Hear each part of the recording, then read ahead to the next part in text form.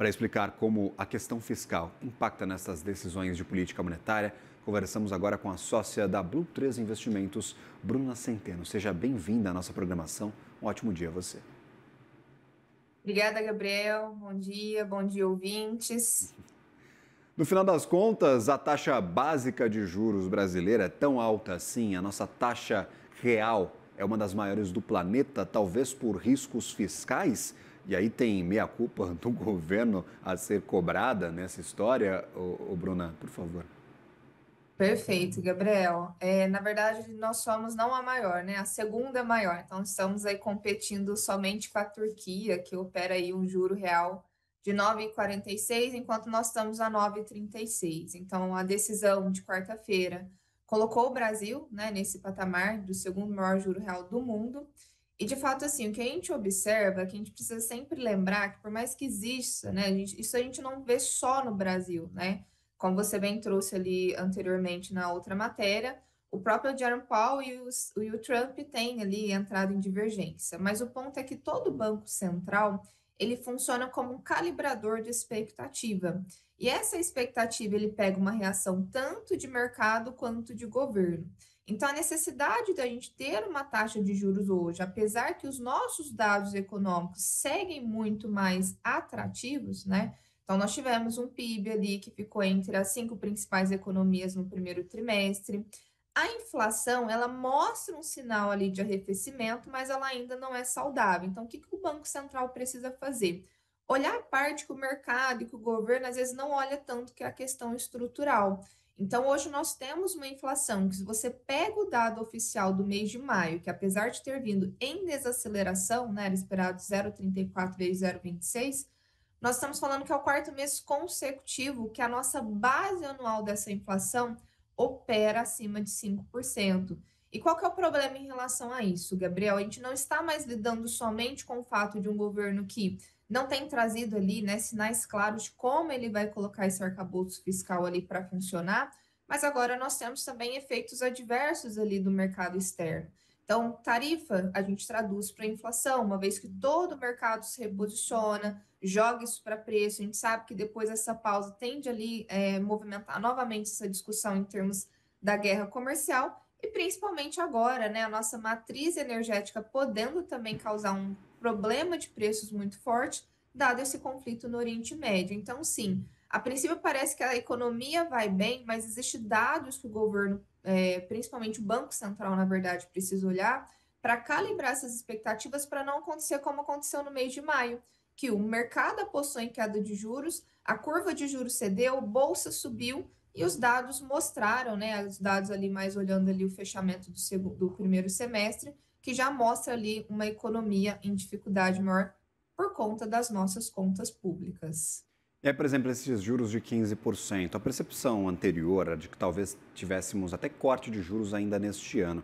A mensagem do Banco Central nos leva a acreditar que estes cortes acontecerão ou ter citado duas vezes no comunicado que as taxas vão ficar longas por um longo período de tempo, ele reforçou isso duas vezes com as mesmas palavras na comunicação oficial, acaba minando um pouquinho essas nossas esperanças de que o juro não vá durar tanto. Exatamente o tom do comunicado, Gabriel, foi no sentido de realmente calibrar essa expectativa do mercado ao falar, olha, essa precificação que vocês entendem que é o fim do ciclo de ajuste, na nossa visão, o Banco Central ela ainda não aconteceu. Então, o que o Galípolo, junto ali com os demais diretores, em decisão unânime, foi adotar um tom duro, numa tentativa de fazer o quê? Olha, eu vou impedir uma antecipação desse corte de juros e assim eu preservo o efeito contracionista da política monetária que eu estou tentando fazer. Então ele mira, na verdade, né, o comportamento dos agentes financeiros, né? Uma vez que a gente já tinha colocado ali um viés de corte de juros, ou pelo menos dessa manutenção, e falar, ó, inclusive eu não descarto a possibilidade, se esses dados ali, né, depois dessa pausa, vierem ali de acordo com o que o mercado entende como não saudável, de eu subir novamente. Então, eu falo assim, se a gente pensar que 0,25, ele é muito mais um ajuste simbólico do que, de fato, ali uma mudança para refletir numa inflação. Então, na verdade, ele é muito mais um tom para falar, não estou vendo como vocês esse tom mais benéfico de um juros a 14,75, inclusive podendo aumentar, porque foi muito interessante que desde a última reunião há 45 dias atrás, na própria ata o Galípolo já não descartava o aumento para a próxima reunião, mas o mercado operou totalmente contra, tanto que quando a gente mede as expectativas, né, antes da super quarta, nós tínhamos 68% acreditando em manutenção a 14,75. Então, era uma fatia bem pequena acreditando na possibilidade de aumento. Então, de fato, foi uma estratégia ali mirando o comportamento e impedindo essa antecipação da precificação de corte de juros. Visão Banco Central é que a gente, infelizmente, siga, né, com esse remédio amargo, porém necessário nesse momento aí, pelo menos ali até meados de 2026. E faz bem essa comunicação? Agrada quem está olhando de perto essa saúde das contas brasileiras e principalmente a saúde do sistema econômico brasileiro por conta da inflação? Era necessária essa comunicação mais dura, colocar o mercado no mesmo patamar de entendimento ali de quais são as prioridades do Banco Central e o que ele vai fazer para trazer essa inflação para a meta? É que na verdade nós temos o que eu chamo de uma dualidade de visão, né? Então nós temos um mercado que tende a perceber esse tom, né, como algo positivo, porque quando a gente entra o ano de 2025, qual que era o maior receio? Que o Banco Central, com a mudança, e sendo indicação governamental, que ele desceria esses juros de uma maneira, né, muito mais rápida, e isso prejudicaria ali o horizonte longo prazo, porque a gente está acostumado a olhar o curto prazo. Mas as decisões, elas são feitas no horizonte de longo prazo, são de 2, 3 anos em diante. Então, quando ele dá esse tom, o mercado ele tende a receber, sim, com um tom mais positivo, que o Banco Central ele segue técnico, ou seja, bem ali a figura do Campos Neto, que saiu, né, como uma das personalidades dos bancos centrais mais influentes, que soube lidar muito bem com os efeitos pós-pandemia.